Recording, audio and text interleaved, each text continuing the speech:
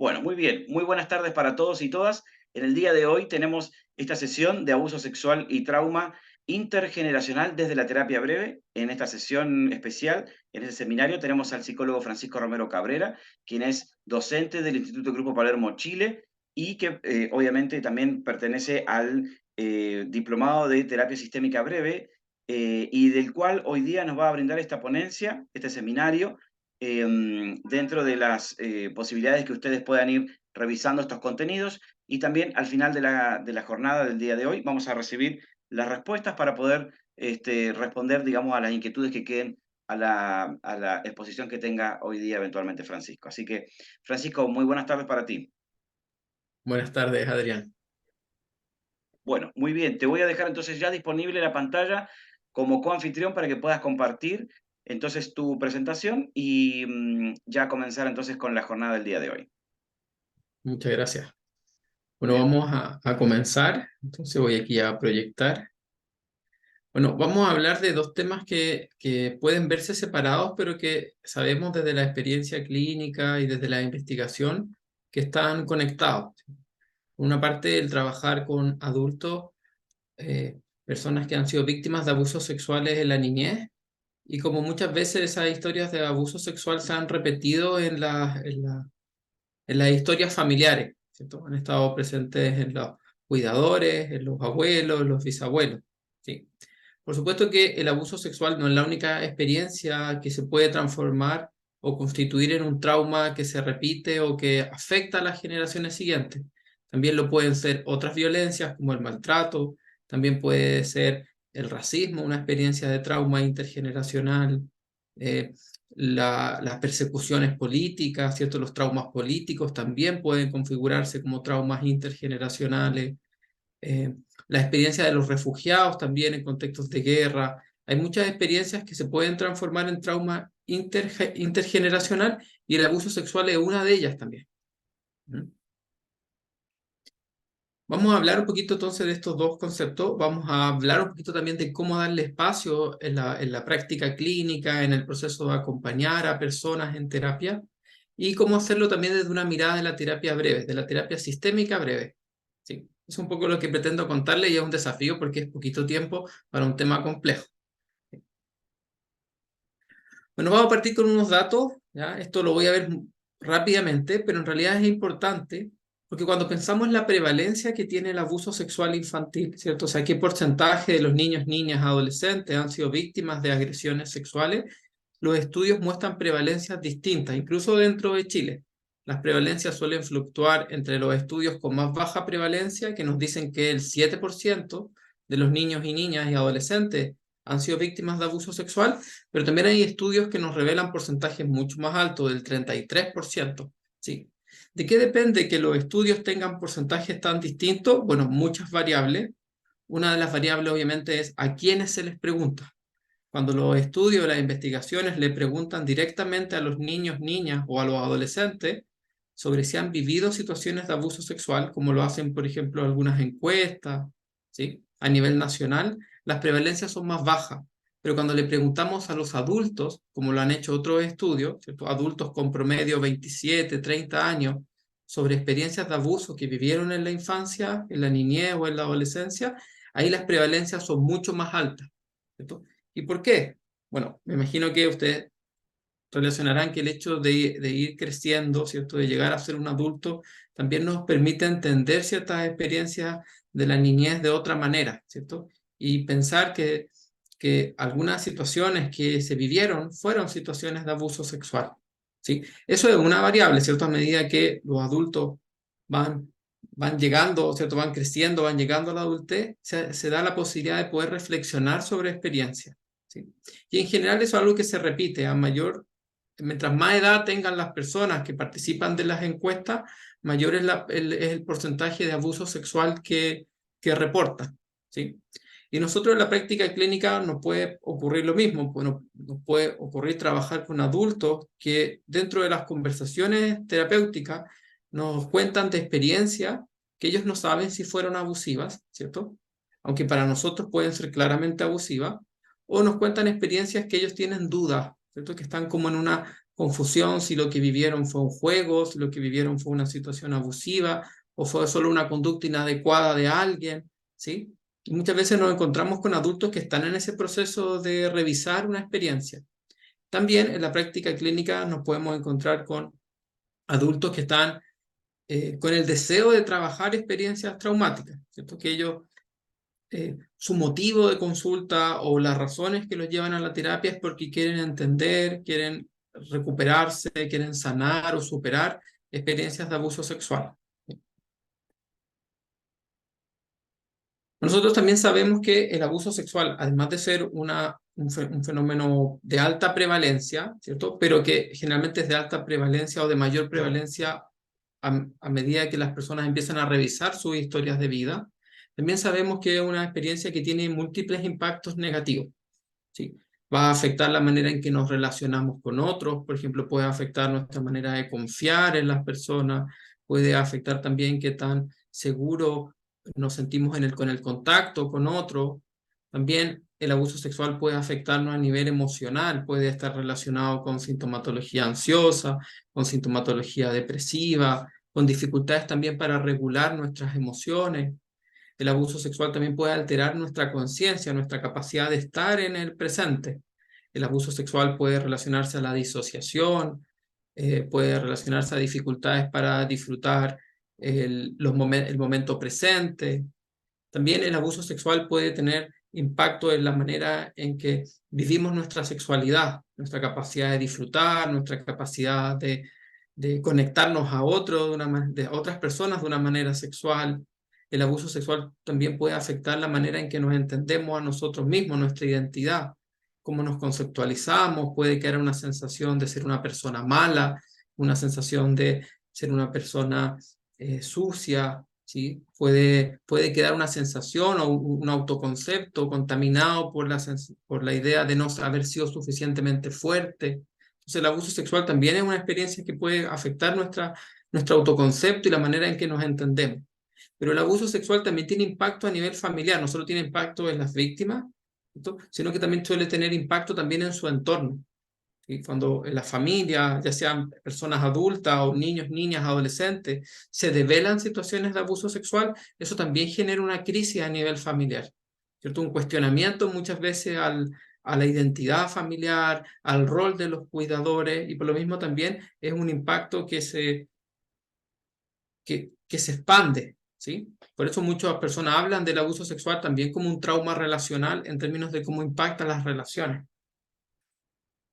Eso probablemente ustedes lo saben, ¿cierto? Saben que el abuso sexual es de alta prevalencia, que tiene un impacto significativo. Y otra cosa que sabemos es que el abuso sexual y la violencia sexual las podemos entender como experiencias traumáticas. Y cuando hablamos de experiencias traumáticas, las experiencias traumáticas pueden ser de muchos tipos. Hay experiencias traumáticas que tienen que ver con la naturaleza, un huracán, una catástrofe natural, experiencias traumáticas que se asocian a la relación con un otro, por ejemplo, o con otro ser humano, tal vez no una persona significativa, por ejemplo, un asalto puede ser una experiencia traumática. Hay otras experiencias traumáticas que tienen que ver con personas significativas, con personas que son emocionalmente importantes, como la violencia de género, como el abuso sexual, muchas veces, ¿sí?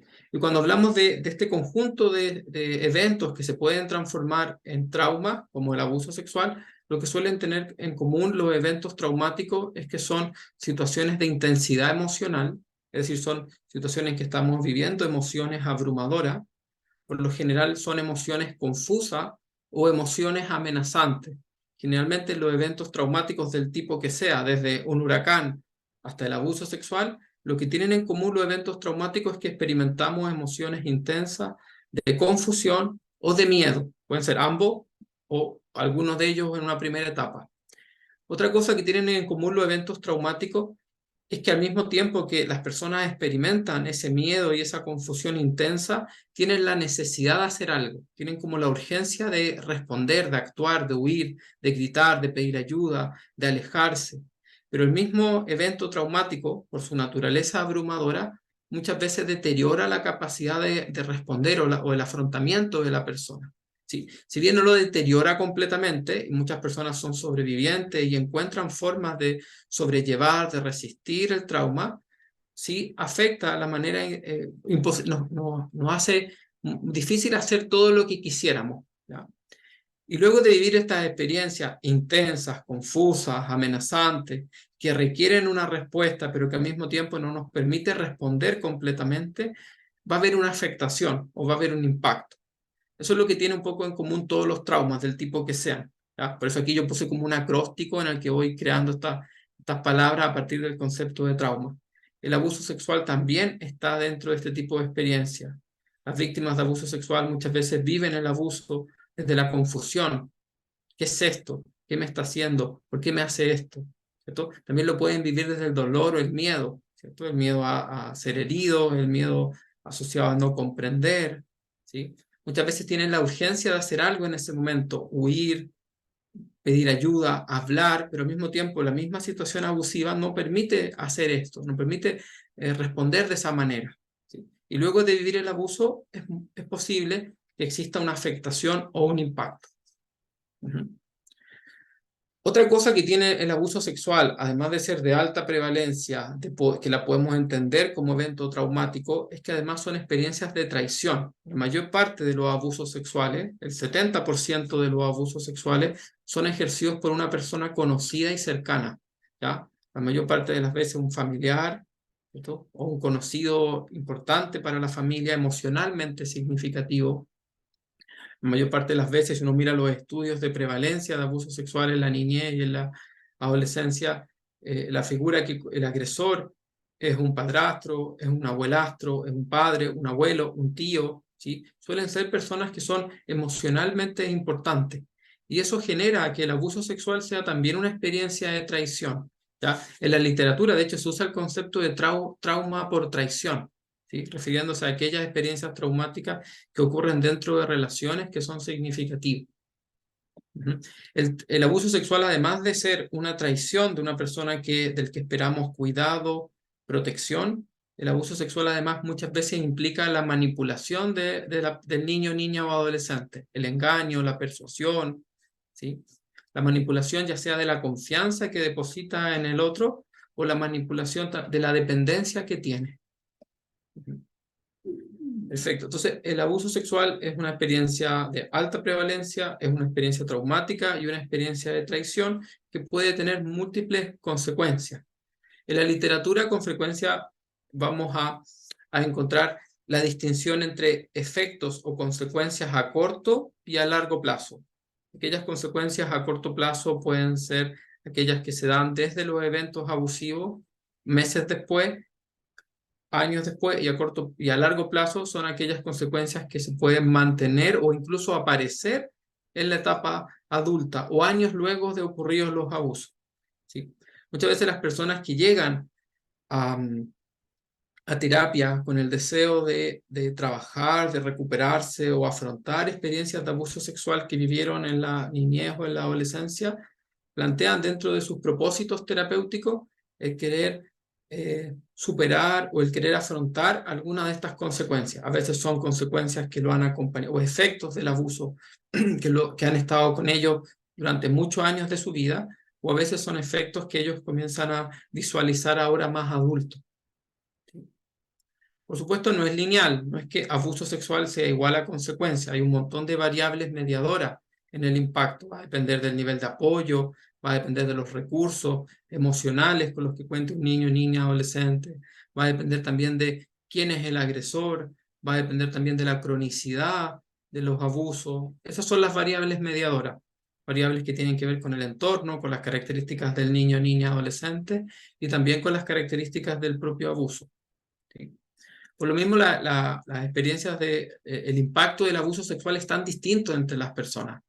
Hay personas que el abuso sexual puede tener un impacto asociado a la hipersexualización y en otras personas el impacto es lo opuesto, es fobia, temor a los temas sexuales. En algunas personas el abuso sexual puede tener un impacto, una consecuencia relacionada a la desconfianza, al estado de hipervigilancia, y en otras personas puede tener un impacto contrario, ¿cierto? Una tendencia a la complacencia, una tendencia a, a no filtrar algunos espacios de intimidad, ¿sí? Entonces, los efectos del abuso son múltiples y además son muy variados. Bueno, ¿qué relación podemos pensar entre los abusos sexuales y la adultez? Cuando las personas llegan a ser adultas, muchas veces ya tienen más recursos intelectuales, reflexivos, que les permiten mirar su historia y comenzar a percibir que ciertas experiencias fueron en realidad abuso sexual. Y la adultez muchas veces representa una oportunidad de comprender o reconocer los abusos como tales, ¿sí? Eso tiene que ver tal vez con los procesos reflexivos de la adultez, ¿cierto? Con el desarrollo del cerebro, con el abanico de posibilidades cognitivas. Lo otro que ocurre en la adultez es que también muchas veces, no todo el mundo, pero muchas personas adultas alcanzan cierta independencia laboral, económica, emocional, y eso también les permite mirar experiencias del pasado desde otro lugar, ¿cierto? Ya no dependo tanto de mi papá, ya no dependo tanto de mi familia, ahora tengo otros espacios que me generan seguridad. Eso también permite mirar las experiencias del pasado desde otra manera, ¿sí? De una manera que tal vez, aunque lo que descubra sea doloroso, es menos amenazante. Ujú. A eso también le sumamos que en la adultez las personas comienzan a mirarse a sí mismas, ¿cierto? En general, a lo largo de la vida, pero en la adultez muchas veces las personas se miran y empiezan a encontrar aquellas cosas que no les gustan muchas veces de sus maneras de reaccionar, de sus maneras de ser o del modo de comportarse en ciertas situaciones. Y al buscar el origen de esas cosas que no les gustan de sí mismos, empiezan a conectar esas características a experiencias de trauma, ¿sí? O a experiencias de abuso. Y por último, también en la adultez suelen aparecer nuevas figuras de contención o se han fortalecido otros espacios de contención. Ya no es solo la familia de origen, ¿cierto? Sino también pueden haber relaciones de amistad de años, pueden haber nuevas parejas, pueden haber relaciones laborales, pueden haber otros espacios que se perciben como espacios seguros, y eso también permite mirar el pasado, mirar la niñez, mirar la adolescencia y animarse tal vez a preguntarse, tal vez esto que me pasó no fue un juego, o tal vez esto que viví no fue un error de alguien, no fue algo raro, tal vez tiene un nombre, ¿sí? Y por lo mismo nos encontramos en la práctica clínica con personas con el deseo de trabajar experiencias de abuso sexual en terapia, ¿sí? También nos puede pasar que nos encontremos con personas que van a terapia por otra cosa, van a terapia para trabajar esas otras problemáticas, ¿cierto? Van a terapia para trabajar celos, van a terapia para trabajar tal vez dificultades emocionales y en esos procesos comienzan a abrirse, ¿sí? Historias de abuso sexual. Es importante recordar que la develación, es decir, el proceso de dar a conocer un abuso sexual, no es resultado solo de algo psíquico, no es solo que la persona se da cuenta como de un proceso más de insight. También, sobre todo de una perspectiva sistémica, el develar un abuso tiene que ver también mucho con lo que pasa a nivel relacional. Tiene que ver con encontrar espacios de protección, tiene que ver con sentirse seguro en ciertos espacios. Por eso muchas veces las personas van a terapia por otras razones, y en la medida que el proceso terapéutico avanza, la alianza terapéutica progresa, en la medida en que empiezan a existir otros avances terapéuticos, es que las personas nos traen las historias de abuso sexual como algo que no han contado o como algo que no habían dicho antes, ¿sí? Y eso tiene que ver con que la develación también es resultado de qué tan seguro me siento en algunos lugares, ¿sí? Otra cosa importante para entender las develaciones es que las develaciones también no son todo o nada, no es que haya personas que se callan el abuso y personas que lo cuentan. También existen develaciones que se conocen como progresivas, y es que te lo voy a ir contando de a poquito, o develaciones que se llaman tentativas, y es como que te lo digo y no te lo digo. Y en terapia solemos presenciar develaciones tentativas o progresivas, cuando una persona nos dice, bueno, es que hay cosas de mi niñez que yo no le cuento a nadie, pero no quiero hablar de eso. Eso es una develación tentativa, ¿cierto? Es como que está probando el poder hablarlo, ¿cierto? Y una develación progresiva es cuando dice, bueno, es que viví cosas y yo creo que esas cosas, no sé, tienen que ver con esto que hago hoy, o tal vez explican algunas cosas de lo que me pasa, pero en otro momento, más adelante hablaremos de eso. Y tal vez en otra sesión, varias sesiones después, dice, bueno, estas cosas que yo no te cuento son cosas que me hizo alguien, ¿sí? Pero no quiero hablar de eso, ¿sí? Y luego en otra sesión te cuenta que estas cosas que le pasaron en la niñez, que le hizo a alguien, fueron cosas que pasaron por hartos años. Y así va en este proceso de ir develando, pero de a poquitito. A eso le llamamos una develación progresiva, ¿cierto? Y muchas veces los terapeutas también tenemos que estar preparados no solo para recoger una develación de abuso en el contexto terapéutico, sino también necesitamos recursos para saber cómo abordamos develaciones tentativas, cómo abordamos develaciones progresivas también. Sobre todo porque la respuesta de alguien al momento de la develación, ¿no?, es un tremendo mediador del trauma, ¿cierto? La respuesta de alguien cuando devela una situación de abuso puede aumentar mucho la sintomatología, el impacto, puede, puede ayudar a resignificar el proceso de develar como un acto de valentía o como un avance, o puede ayudar, o puede por lo contrario, hacer que una persona signifique su develación como un error, ¿sí?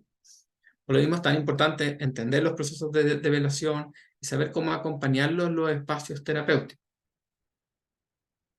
Bueno, hasta ahí hemos hablado un poquito del abuso, ¿cierto? Pero no todos los abusos sexuales, si bien la mayor parte de los abusos sexuales suelen ser intergeneracionales, no siempre se viven así. A veces la gente va a terapia por un abuso que ellos vivió y tal vez para él no es tema que el abuso lo hayan vivido también sus hermanos, o que el abuso lo haya vivido su mamá, o que el abuso lo haya vivido una abuela. Hay veces en que el abuso se experimenta como un trauma, ¿cierto? Pero a veces también se experimenta y se vive como un trauma intergeneracional. ¿En qué situaciones el tema del trauma intergeneracional, el abuso como trauma intergeneracional suele tener mucha relevancia y vivirse así? Por ejemplo, cuando trabajamos con cuidadores o cuidadoras, con madres, padres, en que sus hijos fueron víctimas de abuso sexual. Ahí ellos, muchas veces cuando ellos vivieron abuso sexual y sus hijos también fueron víctimas de abuso sexual, el abuso de ellos aparece, pero de otra forma, aparece de una forma intergeneracional, aparece para ellos como esta sensación de se está repitiendo lo mismo, ¿sí? Aparece esta sensación de no lo pude evitar, ¿sí? ¿En qué otros contextos suele aparecer el trauma, o sea, el abuso como un trauma intergeneracional, ¿sí?, o vivirse como un trauma intergeneracional? Cuando empiezan a aparecer develaciones familiares, por ejemplo, cuando una prima devela una situación de abuso, luego una sobrina también devela, y luego yo como hijo o hija también fui víctima de abuso, también tengo la necesidad o encuentro el espacio para develar. Y ahí el abuso no se está viviendo solo como un abuso o como trauma, se está viviendo como un trauma que está comprometiendo a la familia o a varias generaciones, ¿sí? Y también los abusos se pueden experimentar como experiencias intergeneracionales cuando encontramos personas muy interesadas en sus historias familiares. No son personas que en sus propios procesos comienzan a abrir temática y se empiezan a enterar de cosas que ocurrieron en su familia. Y ahí aparece el abuso de otra manera, ¿cierto? Esto último lo voy a repetir ya, porque puede ser importante saber, distinguir entre el abuso sexual es la mayor parte de las veces un trauma intergeneracional, o sea, es una experiencia que se ha repetido o que impacta a las generaciones siguientes, pero no siempre la gente lo vive así, ¿ya? A veces la gente va por abusos sexuales y en terapia se trabaja como una experiencia traumática, pero hay veces en que ese trabajo en el trauma tiene un carácter distinto, que es trabajarlo como trauma intergeneracional. Y generalmente se da en estos contextos, cuando son adultos que sus hijos fueron víctimas de abuso, cuando son abusos que se develaron en el contexto de varias develaciones entre integrantes de la familia, o cuando son adultos que están interesados en sus historias familiares y comienzan a descubrir estos aspectos de su historia. Bueno, y si bien el abuso impacta, ¿cierto? El abuso veamos que impacta de muchas formas, el abuso sexual entendido o experimentado como trauma intergeneracional también impacta. ¿En qué cosas suele impactar? Por una parte, impacta la identidad familiar. ¿Quiénes somos como familia? ¿Cierto? ¿Quiénes somos, en mi caso? ¿Quiénes somos los Romeros? ¿Quiénes somos los Romero Cabrera? ¿Cierto? Y eso es un impacto que asume el trauma, sobre todo cuando se vive de manera intergeneracional. Pues muchas veces viene a ser no solo un cuestionamiento de la identidad de la persona, sino también un cuestionamiento de la identidad del grupo familiar, ¿sí? Muchas veces, además, el trauma intergeneracional puede llevar a que las personas perciban o tengan la necesidad de que esto sea reparado entre todos, ¿sí? Entonces, en el trauma intergeneracional no basta muchas veces con que yo vaya a terapia, que yo me sienta mejor, si no tengo la necesidad también de que mi padre, mi madre, mis abuelos hagan algo, o que mis hermanos hagan algo. Y eso también es un desafío para los terapeutas en situaciones de abuso intergeneracional, el cómo incluimos a otros en esos procesos, porque son procesos que se viven de manera relacionales. Pero además, cuando suelen aparecer abusos intrafamiliares, las reacciones de las familias son muy variadas. Tenemos integrantes de las familias que van a responder desde el apoyo a quien habla del abuso. Hay integrantes de la familia que van a responder desde el silenciamiento, no lo cuentes tanto, no lo digas otra vez, ¿sí? Hay integrantes de la familia que tal vez van a responder desde encubrir, o desde el negar, o desde el dudar, no, te estás haciendo la víctima, pero ¿por qué lo cuentas ahora? Entonces, el abuso intrafamiliar también tiene distintas reacciones entre los integrantes de una familia, ¿sí? Y eso también es un tema muchas veces en la terapia. Y además, en el abuso intergeneracional, la víctima del abuso, muchas veces empieza a cuestionarse cuál es su rol en esta situación familiar, en esta situación que compromete a muchos integrantes de la familia. ¿Cuál es mi rol? A veces el rol puede ser yo soy como la oveja negra, ¿no? El que está rompiendo las pautas, los patrones. Yo soy el que está gritando, de alguna forma dándole voz a muchas personas de mi familia, ¿cierto? O yo soy el que está desde las voces de otros, ¿cierto? Puede ser percibido desde un rol de que el que está cuestionando nuestra calma, el que está cuestionando nuestra homeostasis. Muchas veces para las personas que develan abusos, y sobre todo abusos que comprometen a varios integrantes de la familia, ellos se cuestionan mucho su rol en el sistema familiar. ¿Cierto? ¿Quién soy? ¿Soy un vanguardista? ¿Soy un rupturista? ¿Soy un desorden? ¿Sí? Y eso también suele ser un tema a trabajar en la terapia. Porque hay algunas preguntas que se pueden hacer adultos que han vivido abuso sexual en la niñez, ¿cierto? O sea, son preguntas que tal vez uno puede pensar que las víctimas de abuso sexual podrían hacerse en algún momento. ¿Cómo entiendo mis maneras de reaccionar, mi manera de actuar? ¿De qué forma lo que viví me está afectando? ¿De qué manera lo que viví interfiere en mi vida? ¿Cómo va a ser el proceso de recuperación? ¿De qué manera esto que viví tiene que ver con mi forma de actuar o de relacionarme hoy? ¿Qué necesito de otros? ¿Cómo comprender la reacción de mi entorno? Esas son preguntas que tal vez haría una víctima de abuso sexual y que uno suele como llegar a formular junto con los consultantes, ¿sí? Pero cuando el abuso sexual además se está experimentando de una manera intergeneracional, se le suman preguntas extra. Por ejemplo, ¿qué dice todo esto de mi familia? ¿Qué dice esto de nosotros? ¿Quiénes somos? ¿Y cuál es mi rol ahora? ¿De qué me tengo que hacer cargo y de qué no? Esa es una pregunta muy habitual en personas que viven el abuso sexual de una forma intergeneracional, o que lo experimentan así. Me tengo que hacer cargo de lo que yo viví, me tengo que hacer cargo también de lo que vivió mi mamá, de lo que vivió mi abuela, o de lo que vivieron mis hermanos. ¿Cuál es el límite allí? ¿Cierto? ¿Cuál es mi responsabilidad en esto? Otra pregunta que suele aparecer es cómo rompo ese patrón, esa cadena, esa transmisión. Y cómo afronto además las distintas reacciones que está teniendo la familia frente a esto. Y cuando además el abuso intergeneracional se está visualizando desde los abusos que vivieron los hijos o hijas, aparece también la pregunta, bueno, ¿y qué hago con esto, cierto? ¿A quién priorizo? ¿Me priorizo a mí con lo que se está removiendo o priorizo a mi hijo, cierto? ¿Y qué le puedo brindar? ¿Sí? Entonces, si bien el abuso sexual es una experiencia de trauma intergeneracional, a veces se vive así y otras veces no.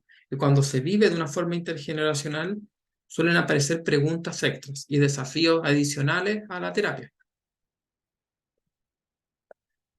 Bueno, cuando hablamos de abuso sexual intergeneracional, con frecuencia, ya en general, cuando hablamos de trauma intergeneracional, nos referimos a experiencias que se van repitiendo entre generaciones. Esa es una interpretación de cómo se repiten. El abuso sexual suele expresarse de una forma en que se repite. Los hijos víctimas, los nietos víctimas, los abuelos, los padres víctimas de una situación. Pero también hablamos de abuso o trauma intergeneracional cuando tal vez no es la experiencia abusiva la que se repite, sino que son los impactos los que están presentes en las generaciones siguientes. Son los abuelos quienes vivieron una situación traumática y son los nietos o los hijos, quienes tienen esa sintomatología ansiosa, tendencia a una sintomatología más depresiva, etc.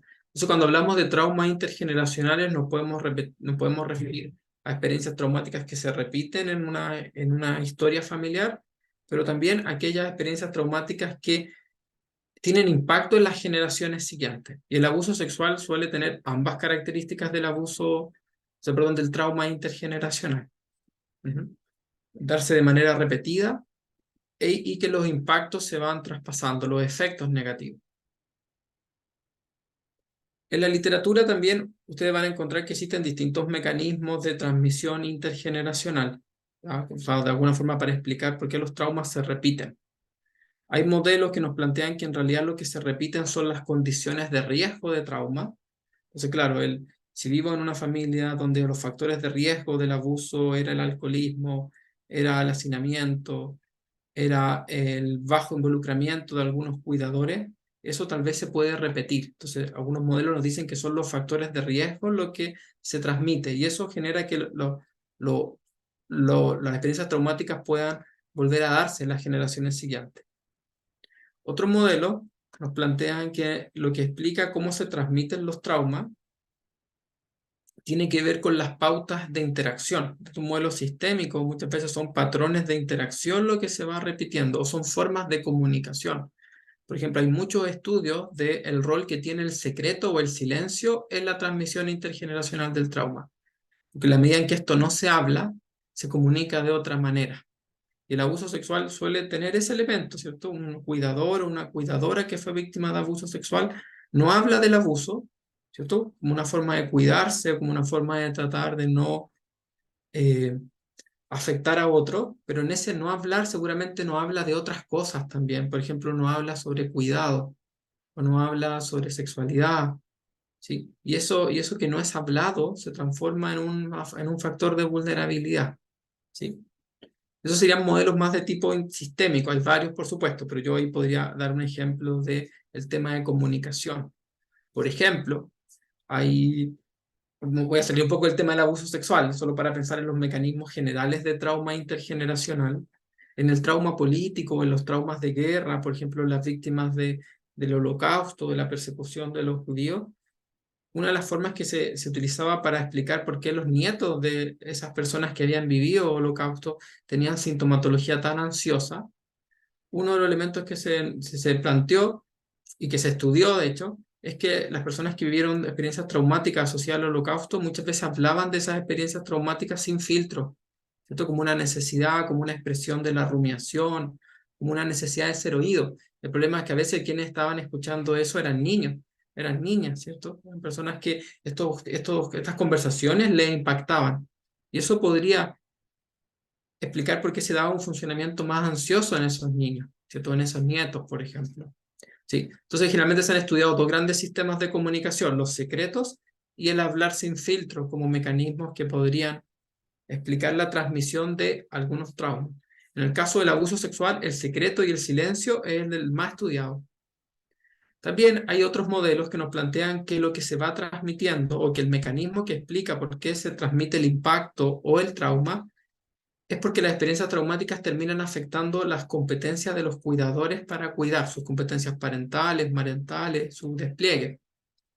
Entonces, por ejemplo, hay investigaciones que plantean cómo los apegos no resueltos se transmiten, ¿cierto? O cómo las experiencias traumáticas pueden implicar fallas en la mentalización de los cuidadores, la capacidad de imaginarse qué le pasa a los niños, y esas fallas de mentalización de los cuidadores explican problemáticas emocionales y conductuales en los niños, ¿cierto? Y ese sería como el mecanismo por el cual se transmite un impacto o un efecto. También se ha estudiado, por ejemplo, el rol que tiene la disociación en los adultos, cómo que los adultos que vivieron abuso y utilizaron la disociación como una forma de sobrevivencia, esa disociación muchas veces los puede llevar también a desconectarse de señales de alerta o a desconectarse de situaciones en que, en el que podrían atender ciertos indicadores de peligro, ¿cierto? Y al desconectarse de eso, también su hijo o hija quedan en posiciones de mayor vulnerabilidad. Y también se ha estudiado, pero sobre todo para explicar los mecanismos más de transmisión del impacto de la sintomatología, Se han estudiado mecanismos genéticos y epigenéticos, ¿cierto? Cómo las experiencias traumáticas alteran el material genético y cómo esas alteraciones se transmiten también a las generaciones futuras, ¿sí? Entonces, generalmente los mecanismos de transmisión son estos cuatro, obviamente se pueden mirar con más detalle, pero apuntan a cómo se explica en el caso del abuso, cómo podríamos explicar que el abuso se repita entre generaciones, o cómo podríamos explicar que el impacto, los efectos del abuso estén presentes en generaciones siguientes.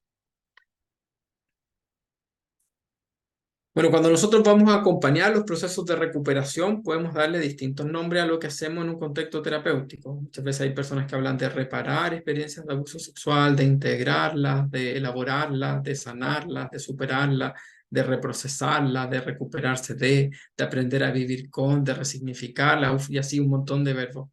Ya lo importante es que cada persona, y un objetivo del proceso terapéutico es que cada persona descubra qué es lo que necesita hacer con las experiencias de su historia. Esto si lo que necesita es superarla, sobrellevarla, aprender a vivir con ella, darle otro sentido, eso es parte de negociar los objetivos, ¿cierto? Que es muy propio de las terapias breves. Aquí una imagen que de hecho puede ayudar un poco a pensar la cantidad de cosas que se pueden hacer con las experiencias dolorosas. Uno puede aceptarlas, analizarlas, arrastrarlas, sobrellevarlas, transformarlas y muchas cosas más. Generalmente en la terapia de abuso sexual, los propósitos de la terapia pueden ser varios, dependen de cada persona y de los intereses de las personas con quienes trabajemos, pero por lo general los procesos se podrían ordenar por fase o por objetivos por fase. Generalmente hay fases de estabilización que tienen que ver con ayudar a las personas que a lo mejor que han vivido abusos sexuales, pero que pueden estar atravesando otras problemáticas que interfieren mucho su funcionamiento cotidiano, problemáticas de consumo, ideaciones suicidas, desregulaciones severas. Si se dan eso, obviamente tal vez ahí, antes de poner energía en elaborar, resignificar la experiencia, nuestra energía va a estar puesta en ayudar a esas personas en la estabilidad emocional y ambiental. Tal vez cuando esa estabilidad se logra, podríamos pasar a la segunda fase, que sería la fase de ayudar con la reducción o el alivio de cierta sintomatología o de cierto impacto. A lo mejor acá alguien va a necesitar que lo ayudemos con los recuerdos intrusivos, o que lo ayudemos, por ejemplo, con la sintomatología ansiosa, ¿sí? Que aparece a veces, con las dificultades para dormir, ¿sí? O que lo ayudemos tal vez con las dificultades para conectarse en una relación sexual con alguien, ¿cierto? Para disfrutar. Eso tal vez son objetivos más en la línea de la reducción del impacto. Pero después viene una tercera fase, que es la fase de elaborar, que tiene que ver más bien en cómo puedo entender esta experiencia, qué sentido le puedo dar a lo que viví y cómo me animo a revisar las cosas que vengo pensando. Porque muchas veces los significados que las personas tienen sobre las experiencias abusivas son significados que podemos llamar opresivos o significados restrictivos. Por ejemplo, esto fue mi culpa, estoy dañado para siempre, nunca nadie me va a querer, eh, y otros, ¿cierto? Que muchas veces son significados que se derivan de las experiencias de abuso y que pueden ser revisados. A eso le llamamos etapas de elaboración o resignificación. Los modelos de terapia breve pueden estar focalizados en cosas distintas. Hay algunos modelos que se centran mucho más en la estabilidad y en la reducción de, de los efectos del abuso. Y hay otros modelos que ponen mucha más energía en acompañar a las personas a darle sentido o a revisar los significados que le da a la experiencia. ¿Sí? Estos modelos de fase también suelen ser parte de los modelos de trauma en general. El pensar en cuál puede ser la prioridad ahora. Estabilidad, reducción de sintomatología de interferencia, o acompañar en los procesos reflexivos. Sí. Bueno, les voy a contar así muy brevemente algunas ideas que podemos hacer en un espacio terapéutico, ¿cierto? Cuando aparecen la necesidad de trabajar experiencias de abuso sexual. Un objetivo siempre importante es negociar los objetivos y ojalá que los objetivos de la terapia sean claros, sean concretos. Y una pregunta que podríamos tomar un poco inspirada en la pregunta del milagro, ¿cierto? Es ¿qué tendrías que notar en ti mismo, ¿cierto? ¿Qué cosas tendrías que notar en ti para sentir que estás mejor? ¿Qué cosas tendrías que notar en un día a día para que llegues a pensar que tal vez te estás recuperando? Para que llegues a pensar que tal vez estás sanando de estas cosas que viviste. Estas son preguntas que pueden ayudar a las personas a pensar de manera concreta ¿Cuáles serían mis objetivos terapéuticos? Porque a veces un objetivo terapéutico muy amplio, como sanar el abuso, recuperarme, superarlo, y el no tener metas concretas puede llevar también a generar desesperanza y puede parecer una proeza imposible, ¿cierto? Nunca me voy a recuperar. Y en la literatura muchas veces uno escucha eso. No, si la gente nunca se recupera del abuso, lo elabora toda la vida. Como si el abuso fuese la única experiencia que uno elabora toda la vida. Yo creo que uno está todo el tiempo elaborando experiencias. Cada cierto tiempo uno vuelve a revisar en realidad por qué estudié esto y me vuelvo a encantar con lo que estudié. Y podría decir que estoy elaborando toda la vida mi rol profesional. Bueno, lo mismo pasa con otras experiencias y el abuso sexual también. Es algo que se puede elaborar toda la vida, pero eso no es porque sea una experiencia que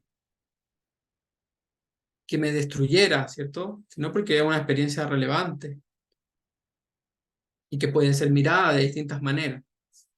Eso cuando a veces la gente piensa en estos grandes objetivos de superar, recuperar, sanar heridas, eso a veces es muy abstracto y puede parecer muy lejano.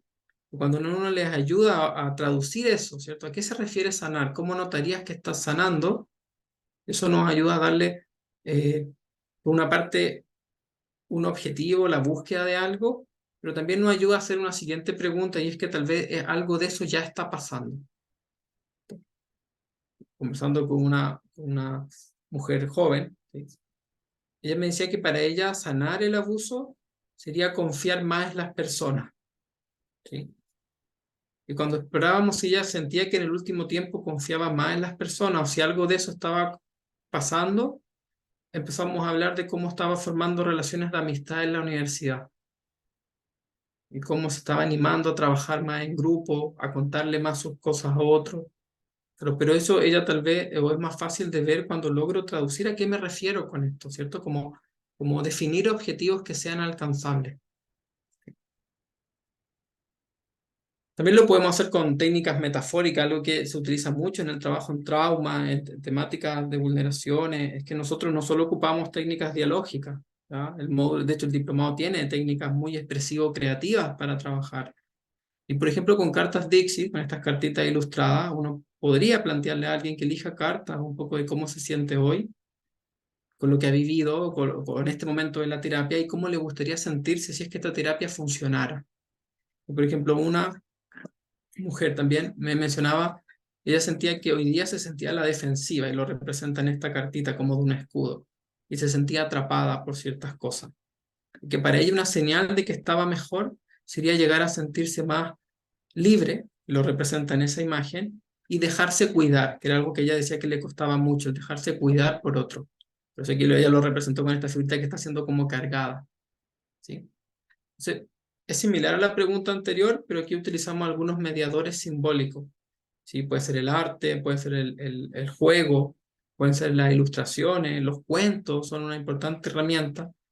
Eso para algunas autoras como Judith Herman es súper relevante, porque cuando trabajamos con personas que vivieron trauma en la niñez o en la adolescencia, tenemos que incluir en la terapia formas de trabajar que también les recuerden esas etapas, ¿cierto? De alguna manera como formas de trabajar que sean un poquito regresivas también, ¿sí? Que muchas veces las experiencias traumáticas están allí, ¿cierto? En mi lado infantil, en mi lado adolescente. Y cuando eso llega a la terapia y llega de una manera aliviadora, de una manera que me genera disfrute o que me genera orgullo, también es muy terapéutico. Bueno, las experiencias traumáticas pueden tener distintas consecuencias, ¿cierto? El abuso sexual también.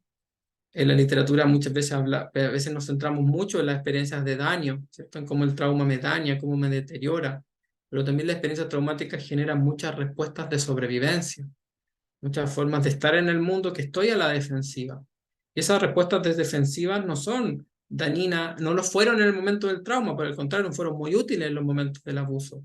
Pero ahora tal vez ya no lo son. Eso también parte de la terapia no solo es recuperar lo que puede estar herido, dañado o afectado, sino también es reorientar esos modos de sobrevivencia.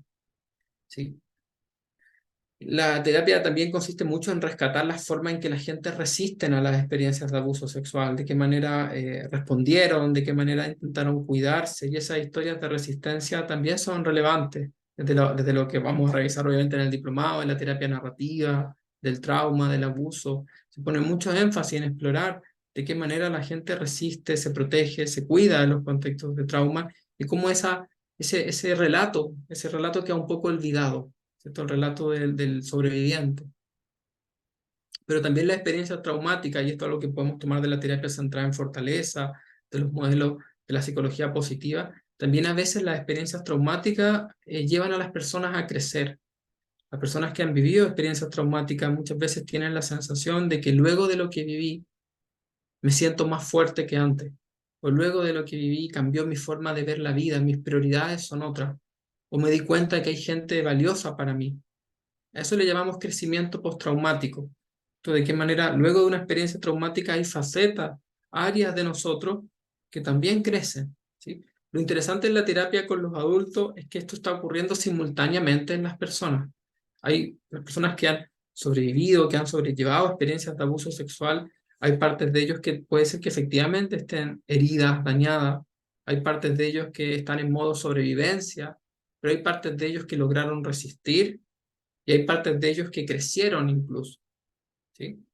Y hay partes de ellos que, considerando que son adultos, puede ser que sean cosas que ya recuperaron, que tal vez estuvieron afectadas, pero hoy día en la adultez ellos lograron recuperarla, en la adolescencia, en la misma niñez, en la adultez joven, ¿sí? Y eso también es algo que se explora mucho en la terapia, no solo el daño, el impacto, sino también las áreas de resistencia, de crecimiento, de recuperación, etcétera. ¿Sí? Una forma, por ejemplo, que podemos hacer esto, va quedando poquito tiempo, es con algunos cuestionarios para explorar en qué áreas de tu vida sientes que te sientes feliz, te sientes libre, te sientes contento, contenta, pese a lo que viviste, y en qué áreas de tu vida sientes que ha sido difícil sentirte feliz, orgullosa o tranquila luego de lo que viviste. Y a veces la gente logra identificar muchas áreas que están libres de impacto. Con adolescentes me ocurre, por ejemplo, que muchos hablan de cómo las relaciones con sus mascotas, con sus animales, son áreas que están libres de efectos del abuso. Son áreas donde ellos se sienten seguros, son áreas donde se sienten contentos, donde se sienten cuidando de otros, donde también se sienten cuidados muchas veces, donde se ríen, donde disfrutan. Y tal vez no le pasa en otra área, a lo mejor no le pasa en la universidad o no le pasa en el trabajo, pero en este espacio sí. O así, por ejemplo, también puede ocurrir con otros adolescentes o adultos, que sus áreas libres de impacto están asociadas a la música, al arte, han encontrado un pasatiempo que disfrutan, que desarrollan, en el que se sienten talentosos, ¿sí? Entonces, eso suele ser también una conversación terapéutica. Hablar no solo de las áreas que están afectadas luego del abuso, sino hablar también de aquellas áreas que no lo están. Y aquellas que no lo están, no solo son motivos de orgullo, ¿cierto? Así como de autofelicitarte o de alegrarse, sino también son interesantes de explorar, porque algo hicieron las personas que lograron cuidar eso, ¿cierto? De alguna forma lograron proteger esas facetas. A medida también que encontramos varios síntomas o efectos del abuso, uno también puede despedir a esos efectos del abuso. Podemos trabajar con cartas terapéuticas, despidiendo, por ejemplo, con una joven, despedíamos la culpa. Yo te decía que la culpa la había acompañado por varios años de su vida, pero tal vez ya era el momento que la culpa no estuviese tan presente, que se tomara vacaciones, ¿sí? Y así como podemos despedir ciertas cosas, podemos despedir así, o tomar distancia de ciertos efectos, también podemos darle la bienvenida a otras cosas. Por ejemplo, trabajando con una mujer también, le escribíamos una carta de tomar distancia, una carta para pedirle un tiempo a la desconfianza y una carta de bienvenida a la confianza, que ella sentía que tenía que ver con experiencias de abuso y otras experiencias traumáticas de su historia. Entonces también podemos trabajar con documentos terapéuticos, con externalizaciones, ¿ah? Dentro de otros modelos que forman parte de las terapias sistémicas posmodernas o de los modelos más centrados en fortaleza o de las terapias breves, ¿sí? Por supuesto que también en la terapia centrada en fortaleza hay modelos para entender cómo se dan los procesos de resignificación, ¿cierto? Lo anterior, lo que vimos hace un ratito, es más centrado en el alivio sintomático, ¿cierto? Encontrar aquellas señales de avance, encontrar las áreas libres, fortalecer, enriquecer esos relatos, invitar a otros a ser testigos de ella. Pero también hay objetivos más en la línea de la elaboración, ¿cierto? E Yvonne Dolan nos propone un modelo para entender cómo se da este proceso de resignificación en víctimas de abuso sexual. ¿Sí? Que ahí lo dejo, pero ahí ustedes lo pueden buscar porque se me va acabando el tiempo. ¿Sí? También lo podemos relacionar a los modelos de crecimiento postraumático, que son modelos muy interesantes porque nos invitan a ayudar a las personas a transformar la rumiación negativa, este pensamiento constante que dice cosas negativas de ti, en una rumiación voluntaria, ¿cierto? Es como una manera en que nuestro cerebro nos está diciendo, ayúdame a entender esto. ¿Cierto? Y al transformarse la rumiación automática en una rumiación voluntaria, se hace la posibilidad también de que sea una rumiación más abierta a pensar las cosas de otra manera y no quedarse solo con este discurso más negativo. Ujú. También dentro de las terapias de abuso sexual y también en general dentro de los modelos de trauma y de abordajes breves del trauma, también se trabaja mucho con la exposición narrativa, ¿ya? El invitar a las personas a contar su historia, a a disminuir la sintomatología de evitación, porque la evitación en general tiene un círculo vicioso en que mantiene los problemas. Mientras más evado hablar de algo, eso muchas veces más fuerza adquiere. Y con el trauma ocurre lo mismo. Entonces, a veces utilizamos cuestionarios de preparación para saber cuándo la persona se siente preparada para hablar de una experiencia traumática. Si no se siente muy preparada, ¿qué necesitamos para que se sienta preparado? Si no, también hablamos mucho de si siente realmente que esto le haría bien o no, y si no está seguro que le haría bien, obviamente no vamos hacia el abordaje narrativo del trauma, pero sí hablamos un poquito de qué beneficios podría tener. ¿Sí? Entonces hacemos mucho cuestionario de ir preparando esas conversaciones. Usamos también muchos documentos para invitar a las personas a conectarse con significados distintos. Esto es muy simple, ¿ya? Por eso lo puse acá solo como ejemplo, pero yo podría preguntarle a una persona en la medida que vamos hablando de las situaciones de abuso, en un momento en que la terapia va progresando, preguntarle de, con qué frecuencia piensa esto, de que lo que viví no fue mi culpa, nada, poco, medio, mucho. ¿Con qué frecuencia lo piensas hoy? Y antes de la terapia, ¿con qué frecuencias pensabas que esto no era tu culpa? Y cuando eras niña, ¿con qué frecuencia pensaste que esto no era tu culpa? O niño, ¿cierto? O, ¿O qué sientes que la gente te apoya? ¿En qué frecuencia sientes eso hoy? ¿Con qué frecuencia lo sentías antes? Y generalmente cuando los procesos han empezado a tener avance, la gente empieza a percibir o a significar las situaciones que vivieron de otra manera. Y parte de eso significaba es cuestionar que lo que viví en mi niñez y en mi adolescencia no fue mi responsabilidad, que efectivamente fue una situación de injusticia, que tal vez no he estado solo enfrentando esto, que hay personas que me han ayudado de distintas maneras, que puedo abordar el impacto de eso, que puedo tal vez enfrentarlo, las consecuencias de lo que viví, ¿cierto? De los abusos. Incluso puedo entenderme mejor a mí mismo, puedo entender por qué no hablé antes, por qué hablé después de años, puedo entender tal vez por qué en ese momento no huí, o por qué seguía yendo a la casa de esa persona. Eso también es súper importante en las víctimas de abuso sexual, acompañarlas como a entender sus propias conductas, sus propias maneras de reaccionar, que para ellos también a veces son confusas. Eso también es parte un poco de los objetivos de elaboración. ¿Sí? Acá puse algunos ejemplos de cosas prácticas o más lúdicas que podemos hacer, además de las conversaciones, y además de muchas otras estrategias, no solo dialógicas, sino también expresivo-creativas. ¿Sí? Podemos trabajar con miniaturas también, con sobrevivientes de abuso sexual, por ejemplo, identificando las personas que me han ayudado en mi vida, esto luego de lo que viví, y luego conversar un poco de qué contribuyó cada una de estas personas a mi vida, a mi proceso de recuperación, pero también hablar de una manera bien profunda y rica, con riqueza, de por qué creo que estas personas me ayudaron, por qué creo que qué creo que estas personas vieron en mí, que se dieron ese tiempo, que me dieron esas palabras, que me han apoyado de esa manera, que creo que esas personas ven en mí, ¿cierto? Y eso es bien potente cuando identificamos figuras de apoyo, porque es ayudar a la gente a verse a través de los ojos de otros, de los ojos de quienes nos quieren, de quienes nos cuidan, ¿sí? Muchas veces las víctimas de abuso sexual no se ven a través de esos ojos, ¿cierto? Se pueden estar viendo a través de los ojos de quien le hizo daño y de una persona que los culpó, o se pueden estar viendo a través de los ojos de quienes no les creyeron. Y la idea es ayudarlo también a verse en los ojos de quienes sí lo han apoyado y cómo esos ojos también tienen un mensaje tan poderoso y tan verdadero, ¿sí? O más verdadero.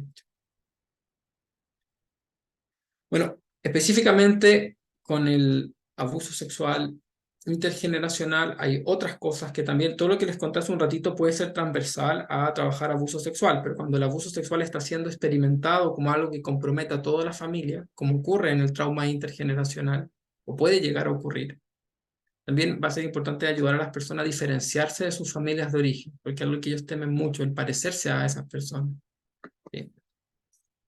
También va a ser importante, si es que ellos lo quieren y que les hace sentido, identificar legados positivos en sus historias familiares.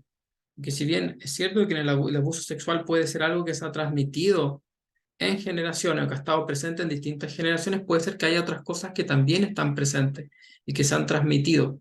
Puede ser que haya una historia de lucha, ¿cierto?, de las mujeres de su familia, o puede ser que haya una historia de esfuerzo de las personas de su familia, o una historia de sentido del humor. Eso también la terapia intergeneracional del abuso también puede invitar a pensar en los otros legados, ¿cierto? No solo en los legados dañinos, ¿sí? Pero también a veces el trabajo es diferenciarse.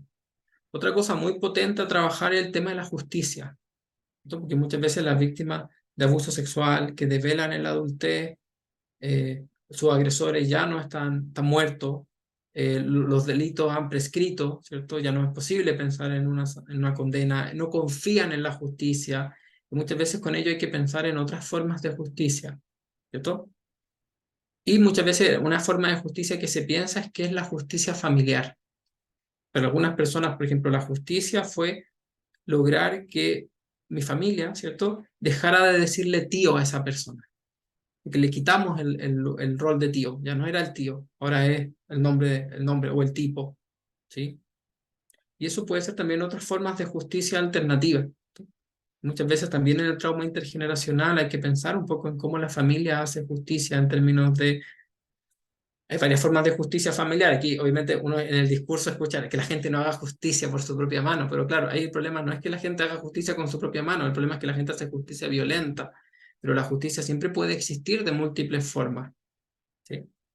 Siempre apostamos a la justicia institucional, puede haber una justicia personal, ¿cierto?, que es como yo me siento, puede haber una justicia familiar, que es como en mi familia abordamos la situación de maneras que me hagan sentir reconocido, que me hagan sentir escuchado, que me hagan sentir apoyado, ¿cierto? Y la manera en que como familia encontramos formas de comunicarle al agresor que no estamos de acuerdo, que no lo apoyamos, ¿sí? Eso es justicia familiar.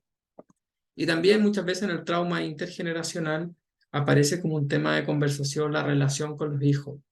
Entonces, cómo fortalecer esas relaciones o cómo revisar mis vínculos con los hijos, mis maneras de cuidar, que muchas veces también ellos lo viven como algo que está siendo cuestionado, ¿sí? Sobre todo, por ejemplo, cuando trabajamos con cuidadoras, con madres, que sus hijos han sido víctimas de abuso sexual, muchas veces los dispositivos son muy castigadores o con mucha tendencia a culparlas por los abusos. Entonces, también en el trauma intergeneracional se da espacio para revisar, para aquellas personas que lo quieran, ¿cierto? La relación con los hijos y las distintas capacidades y fortalezas que se han puesto para el cuidado. Bueno, hay otras cosas más que les quería contar, ¿ya? En general nos preocupa mucho que nuestras intervenciones no sean retraumatizantes, es decir, que nuestras intervenciones no sean dañinas. Las mejores formas para que nuestras intervenciones no sean dañinas es una de ellas es la secuencialidad, no olvidarse que a veces tenemos objetivos más centrados en la estabilización, a veces tenemos objetivos más centrados en la reducción del impacto y a veces también tenemos objetivos de elaboración, pero es muy difícil lograr un objetivo de elaboración si no tenemos los anteriores. Y ese abordaje secuencial puede ayudar a que los terapeutas no nos apresuremos y tal vez nuestras intervenciones no se vuelvan dañinas. Lo segundo es que nos interesa mucho incluir en las intervenciones a otras personas significativas, amigos, familiares, por ejemplo, a veces entre los hermanos, la terapia, de cómo los hermanos se han protegido, de cómo los hermanos se han apoyado, es tremendamente poderosa en situaciones de abuso sexual intergeneracional, ¿sí? Entonces, el incluir las relaciones, incluir a otros que acompañan, ¿cierto? Además del terapeuta, es también una forma de resguardar, de proteger. Una tercera forma de evitar la retraumatización es incluir otros abordajes, no utilizar solo la palabra. A veces la palabra es lo último que se logra y cosas que son a veces muy dolorosas de decir.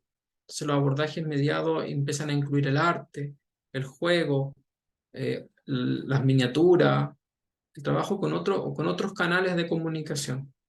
Y la cuarta forma, por supuesto, de evitar la retraumatización es trabajar con un foco puesto en las fortalezas, ¿cierto? Con un ojo siempre pensando en que detrás de cada historia hay también una historia de sobrevivencia, de resistencia, una historia de apoyos que tal vez no han sido completamente reconocidos, ¿cierto? Pero también hay una historia de áreas libres, ¿sí? Y el de estar atento a eso, que algunos terapeutas le llaman eso la capacidad de doble escucha, porque tengo que estar escuchando la historia de dolor, pero al mismo tiempo con la otra oreja estar escuchando la historia de resiliencia o de recuperación.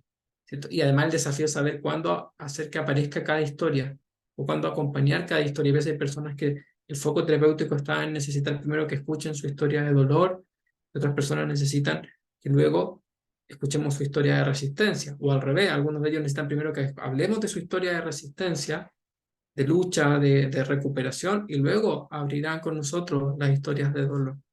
¿Sí?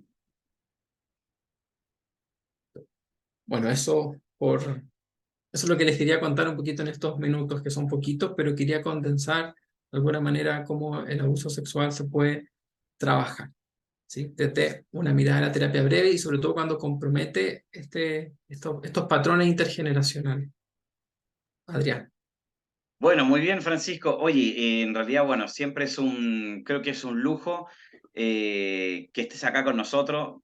Pasas mucho tiempo ocupado con muchas cuestiones, trabajando en la intervención y en la supervisión de casos con distintos programas también. Bueno, junto con nosotros también trabajamos en Lotec, haciendo cursos cerrados, muchos cursos cerrados durante el año, así que te agradezco muchísimo. Puedes ver ahí también algunos de los comentarios que te están poniendo en el chat. Yo creo que ya con el tiempo que llevas trabajando en esto, Francisco, ya pronto se va a armar un club de fans tuyo.